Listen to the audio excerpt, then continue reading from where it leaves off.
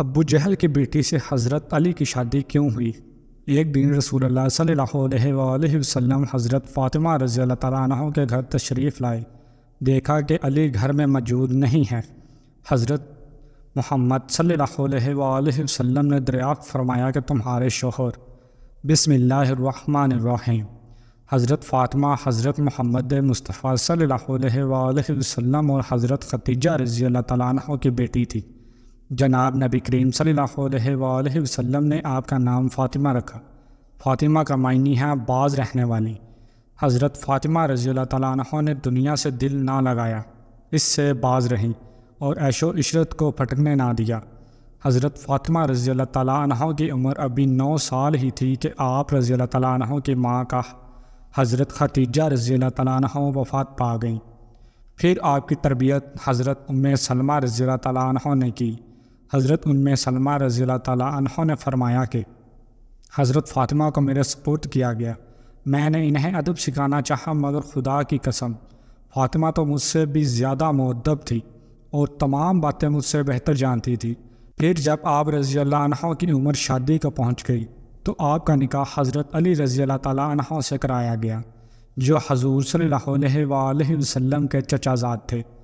حضور پاک کو حضرت علی اور فاطمہ بہت محبوب تھے۔ حضرت عائشہ صدیقہ رضی اللہ تعالیٰ عنہ بیان کرتی ہیں کہ حضور پاک صلی اللہ علیہ وآلہ وسلم صبح کے وقت اس حال میں باہر تشریف لائے کہ آپ نے ایک چادر اوڑھ رکھی تھی جس سے سیاہ اون سے کجاؤ کے نقش بنے ہوئے تھے۔ حضرت حسن آئے اور آپ صلی اللہ علیہ وآلہ وسلم نے انہیں اس چادر میں داخل فرما لیا۔ پھر حضرت حسین رضی اللہ تعالیٰ عنہ آئے اور ان کے ساتھ چادر میں داخل ہو گئے۔ پھر سیدہ فاطمہ رضی اللہ تعالیٰ عنہ آئیں تو آپ صلی اللہ علیہ وآلہ وسلم نے انہیں بھی چادر میں داخل فرما لیا۔ پھر حضرت علی آئے تو آپ نے انہیں بھی چادر میں داخل فرما لیا۔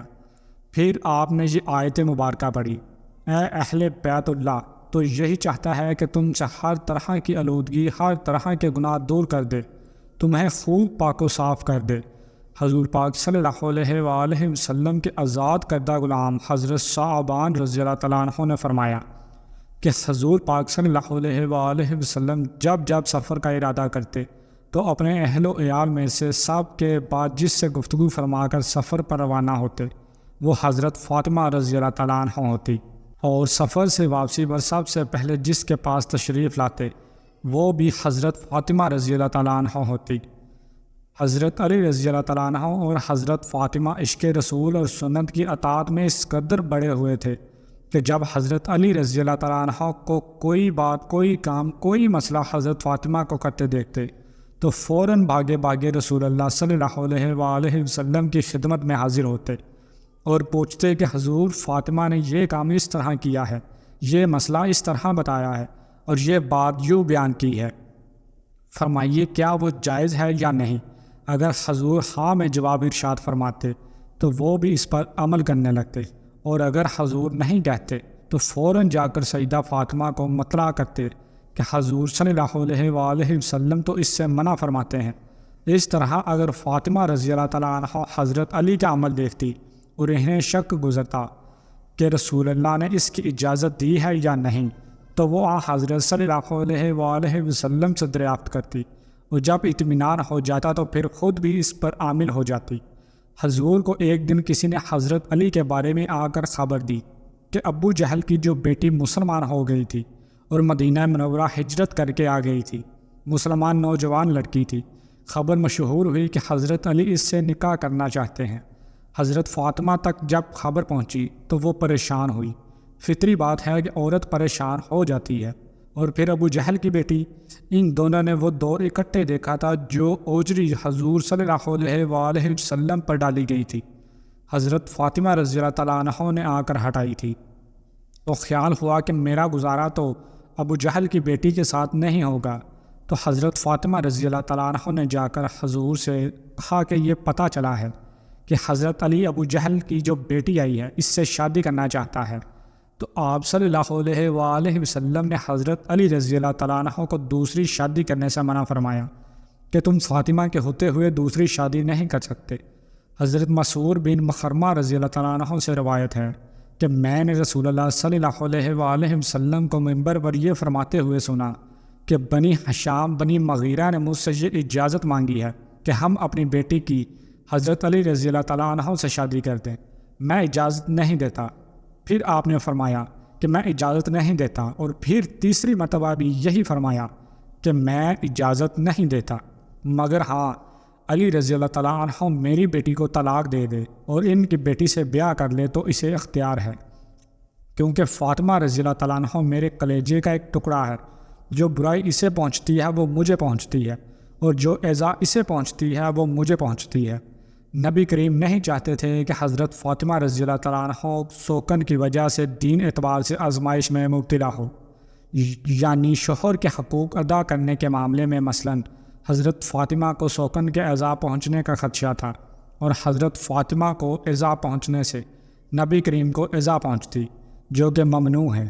چنانچہ حضرت شاہ ولی اللہ رحمۃ اللہ نے لکھا ہے کہ سونکنوں کے بغض کی وجہ سے نبی کریم صلی اللہ علیہ وآلہ وسلم کی بیٹی کے نکاح میں ہوتے ہوئے کسی دوسری عورت سے شادی کرنا ممنوع ہے، اس لیے کہ پھر دوسری بیوی نبی کریم صلی اللہ علیہ وآلہ وسلم کی بیٹی اور ان کے واسطے سے نبی کریم کے گھرانے کے بغض میں مبتلا ہو جائے گی، اور نبی کریم کا بغض چاہے معاشی امور کی وجہ سے ہی کیوں نہ ہو کفر تک لے جاتا ہے۔ ناظرین، اس کے علاوہ بھی حضرت علی اور حضرت فاطمہ کے درمیان چھوٹے موٹے جھگڑے ہوا کرتے تھے۔ چنانچہ ایک روایت میں آتا ہے کہ حضرت علی رضی اللہ تعالیٰ عنہ کو ان کی کنیت ابو تراب سب سے زیادہ پیاری تھی، اور اس کنیت سے انہیں پکارا جاتا تھا تو وہ بہت خوش ہو جاتے تھے، کیونکہ یہ کنیت ابو تراب خود رسول اللہ صلی اللہ علیہ وآلہ وسلم نے رکھی تھی۔ ایک دن رسول اللہ حضرت فاطمہ کے گھر تشریف لائے، دیکھا کہ حضرت علی گھر میں موجود نہیں ہیں۔ آپ نے دریافت فرمایا کہ تمہارے شوہر کہاں ہیں؟ انہوں نے بتایا کہ میرے اور ان کے درمیان کچھ ناگواری پیش آ گئی، وہ مجھ پر خفا ہو کر کہیں باہر چلے گئے ہیں، اور میرے یہاں کی لولا بھی نہیں کیا ہے۔ اس کے بعد رسول اللہ صلی اللہ علیہ وآلہ وسلم نے ایک شخص سے کہا کہ علی کو تلاش کرو کہ وہ کہاں ہے۔ وہ آئے اور بتایا کہ حضرت علی مسجد میں سوئے ہوئے ہیں۔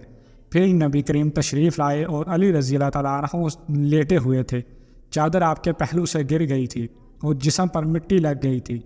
رسول اللہ صلی اللہ علیہ وآلہ وسلم جسم سے دھول جھاڑ رہے تھے اور فرما رہے تھے، اٹھو ابو تراب۔ ابو بعد حضرت علی رضی اللہ تعالیٰ عنہ اسی ابو تراب کے نام سے مشہور ہو گئے۔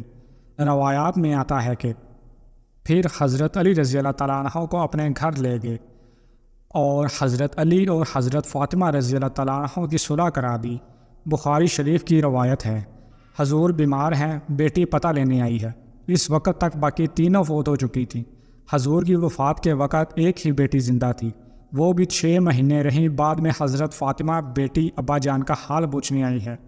حضور اٹھ کر بیٹھ گئے، سر پر ہاتھ پھیرا، بٹھایا پاس، جیسے باپ بیٹیوں کو بٹھاتے ہیں۔ بیٹھے بیٹھے حضرت عائشہ کہتی ہیں کہ حضور نے فاطمہ کے کان میں کوئی بات کہی تو فاطمہ رونے لگ گئی۔ تھوڑی دیر کے بعد پھر حضور نے قریب کر کے کان میں بات کہی تو خوش ہو گئی۔ جب وہاں سے فارغ ہوئی تو میں نے الگ بلا کر پوچھا، بیٹا حضور کیا کہہ رہے تھے؟ انہوں نے کہا، اماں جی، ابا جی نے کان میں کہا تھا جو بات کان میں کی جائے وہ کیا ہوتی ہے؟ راز ہوتی ہے۔ حضور کی وفات کے بعد کافی دن گزر گئے تو حضرت عائشہ نے پھر بلایا، میں تمہیں ماں ہونے کا واسطہ دیتی ہوں، بتاؤ حضور نے کیا کہا تھا؟ کہا، ہاں اب بتاتی ہوں آپ کو۔ حضور نے مجھے کان میں کہا تھا کہ فاطمہ، میں شدید 1-8 دن میں اسی بیماری میں جا رہا ہوں۔ بیٹی کو باپ کی وفات کی اطلاع ملی تو بیٹی کیا کرے گی؟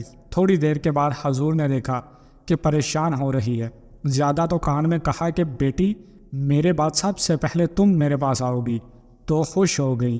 حضور نے اپنی وفات کی خبر دی ہے تو بیٹی رونے لگ گئی، اور بیٹی کو اس کی وفات کی خبر دی ہے تو وہ خوش ہو گئی۔ یہ باپ بیٹی کا معاملہ تھا۔ ام المومنین حضرت عائشہ صدیقہ رضی اللہ تعالیٰ عنہ فرماتی ہے، سیدہ فاطمہ رضی اللہ تعالیٰ عنہ جب حضور نبی کریم صلی اللہ علیہ وآلہ وسلم کی خدمت میں حاضر ہوتی تو حضور صلی اللہ علیہ وآلہ وسلم کھڑے ہو کر ان کا استقبال فرماتے، انہیں بوسہ دیتے، خوش آمدید کہتے اور ان کا ہاتھ پکڑ کر اپنی نشست پر بٹھا لیتے۔ اور جب آپ صلی اللہ علیہ وآلہ وسلم سیدہ فاطمہ رضی اللہ تعالیٰ عنہ کے ہاں رونق افروز ہوتے تو سیدہ فاطمہ رضی اللہ تعالیٰ عنہ بھی آپ کے استقبال کے لیے کھڑی ہو جاتی اور آپ کے دستے اقدس کو بوسہ دیتی۔ ام المومنین حضرت عائشہ صدیقہ رضی اللہ تعالیٰ عنہ فرماتی ہیں، حضرت فاطمہ الزہرا تشریف لائیں اور ان کا چلنا ہو بہو حضور نبی کریم صلی اللہ علیہ وآلہ وسلم کے چلنے جیسا تھا۔ بس آپ نے اپنی لخت جگر کو خوش آمدید کہا اور اپنے دائیں یا بائیں جانب بٹھا لیا۔ پھر چپکے سے ان سے کوئی بات کہی تو وہ رونے لگی، تو میں نے ان سے پوچھا آپ کیوں رو رہی ہیں؟ پھر آپ نے ان سے کوئی بات چپکے سے کہی تو وہ ہنس پڑی۔ بس میں نے کہا کہ آج کی طرح میں نے خوشی اور غم کے اتنے نزدیک کبھی نہیں دیکھا۔ میں نے ان سے پوچھا آپ سے حضور اکرم صلی اللہ علیہ وآلہ وسلم نے کیا فرمایا تھا؟ انہوں نے جواب دیا، میں رسول اللہ صلی اللہ علیہ وآلہ وسلم کے راز کو ظاہر نہیں کر سکتی۔ جب حضور نبی کریم صلی اللہ علیہ وآلہ وسلم کا وصال ہو گیا تو میں نے ان سے پھر پوچھا تو انہوں نے جواب دیا، آپ نے مجھ سے یہ سرگوشی کی تھی کہ جبرائیل علیہ السلام ہر سال میرے ساتھ قرآن مجید کا ایک بار دور کیا کرتے تھے، لیکن اس سال 2 مرتبہ دور کیا ہے۔ میرا خیال یہی ہے کہ میرا آخری وقت آ پہنچا ہے، اور بے شک میرے گھر والوں میں تم ہو جو سب سے پہلے مجھ سے عامل ہوگی۔ اس بات نے مجھے رلا دیا۔ پھر آپ نے فرمایا، کیا تم اس بات پر راضی نہیں کہ تم تمام جنتی عورتوں کی سردار ہو یا تمام مسلمان عورتوں کی سردار ہو؟ تو اس بات پر میں ہنس پڑی۔ حضرت سیدہ فاطمہ رضی اللہ تعالیٰ عنہ حضرت علی کرم اللہ وجہ الکریم، بخاری شریف کی روایت ہے، ایک دن حضور بیٹی سے ملنے گئے، علی گھر میں نہیں تھے۔ پوچھا تمہارا خاوند کدھر ہے؟ یا رسول اللہ کوئی جھگڑا ہو گیا تھا تو ناراض ہو کر چلے گئے ہیں۔ بس آپ میں کوئی معاملہ میاں بیوی کا ہو جاتا ہے، فطری بات ہے۔ یا رسول اللہ کوئی جھگڑا ہو گیا تھا ہمارا تو وہ ناراض ہو کر چلے گئے ہیں، شاید مسجد میں سوئے ہوئے ہوں گے۔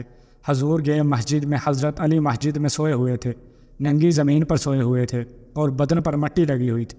حضور بڑی محبت سے بیٹھے ہاتھ سے جھاڑ رہے تھے اور مٹی والے اٹھ جا کر داماد کو راضی کر کے واپس لائے کہ یہاں کیوں بڑے ہو، چلو گھر۔ ابو تراب کا ویسے مطلب ہے خاک آلود، خاک سار، لیکن حضرت علی رضی اللہ تعالیٰ عنہ کہتے ہیں مجھے سب سے زیادہ یہ کنویت پسند آتی ہے، جب مجھے کوئی ابو تراب کہتا ہے تو مجھے بہت اچھا لگتا ہے کہ یہ مجھے جناب نبی کریم صلی اللہ علیہ وآلہ وسلم نے کہا تھا۔ اللہ پاک ہمیں بہتر عمل کرنے کی توفیق عطا فرمائے اور ہمیں نیکوکاروں میں شامل کرے، آمین۔ ناظرین، کمنٹ باکس میں اللہ تعالیٰ کے 99 ناموں میں سے ایک نام ضرور ٹائپ کریں، اور مزید ایسی اسلامک ویڈیوز کو دیکھنے کے لیے اپنے اس چینل کو بھی ضرور سبسکرائب کریں۔ جزاک اللہ۔